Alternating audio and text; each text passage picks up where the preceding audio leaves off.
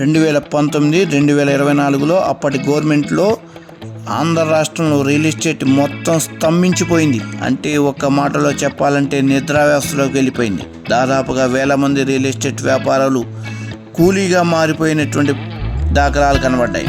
చాలామంది real estate వ్యాపారులు పొరుగు రాష్ట్రాలైన తమిళనాడు, తెలంగాణ రాష్ట్రంలోకి వెళ్ళి అక్కడ రియల్ ఎస్టేట్ వ్యాపారాన్ని డెవలప్ చేసుకున్నారు. ప్రభుత్వ ఆదాయం భారీగా తగ్గిపోయింది. అప్పులు పాలవడం తప్పలేదు. ఈ పరిస్థితుల్లో గమనించిన ఆంధ్రప్రదేశ్ ముఖ్యమంత్రి వర్యులు శ్రీ నారా చంద్రబాబు నాయుడు గారు ఇప్పుడు రియల్ ఎస్టేట్ రంగాన్ని మరింత బలపరిచే ఆ దిశగా కీలక నిర్ణయాలు తీసుకున్నారు. ఇటీవల పలుసార్లు రియల్ ఎస్టేట్ వ్యాపారులతో చంద్రబాబు నాయుడు మంత్రాలు జరిపి వారి యొక్క కష్ట నష్టాలు తెలుసుకున్నారు. వారి శాశ్వత పరిష్కారం కూడా చేస్తున్నారు. దానికోసం చంద్రబాబు నాయుడు కీలక నిర్ణయం తీసుకున్నారు.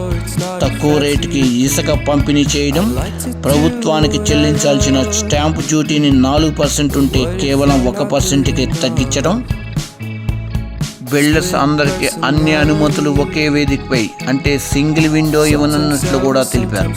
ఇకపై వారు ప్రభుత్వ ఆఫీసుల చుట్టూ తిరగవలసిన అవసరం లేదు. రిజిస్ట్రేషన్ కోసం అధికారులు ప్రత్యక్షంగా రంగంలో దిగేటట్టు చర్యలు కూడా తీసుకున్నారు.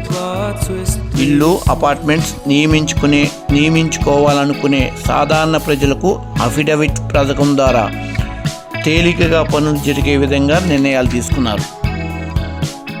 అమరావతి ఔటర్ రింగ్ రోడ్ సంబంధించి ఒక అడుగు ముందుకు వచ్చిందని చెప్పవచ్చు. దాదాపుగా 1000 కోట్లు భరించే విధంగా నిర్ణయాలు తీసుకున్నారు. 140 కిలోమీటర్ల మేర రోడ్లు వేసే నిర్ణయం కూడా తీసుకున్నారు. రహదారి వ్యవస్థ అమరావతి మణిహారంగా నిర్వహిస్తున్నారు. ఐకాన్ లాంటి బ్రిడ్జెస్ కూడా నిర్మాణంలో. ఈ దెబ్బతో చంద్రబాబు నాయుడు గవర్నమెంట్ ఒక 20 సంవత్సరాల ఆంధ్రప్రదేశ్ ముందుకు వెళ్తుందనే దిశగా పనులు చేపడుతున్నారు. ఆంధ్రప్రదేశ్ వదిలి వెళ్ళిపోయిన రియల్ ఎస్టేట్ వ్యాపారులు అందరూ కూడా ఆంధ్రప్రదేశ్ తిరిగి వచ్చే విధంగా చర్యలన్నీ చేపడుతున్నారని ఒక విషయం అయితే వినిపిస్తుంది. చంద్రబాబు నాయుడు తీసుకునే ఇలాంటి నిర్ణయాలు రాష్ట్రంలో రియల్ ఎస్టేట్ వ్యాపారం బాగా అభివృద్ధి చెందుతుందని ఆకాశిస్తున్నాం. ఇట్లు ఏవిఎస్ నాయుడు రియల్ ఎస్టేట్కి ఒక లైక్ అండ్ సబ్స్క్రైబ్ చేసుకోండి. మరిన్ని మంచి విషయాలు మీ ముందు తీసుకొస్తాం. Thank you one and all.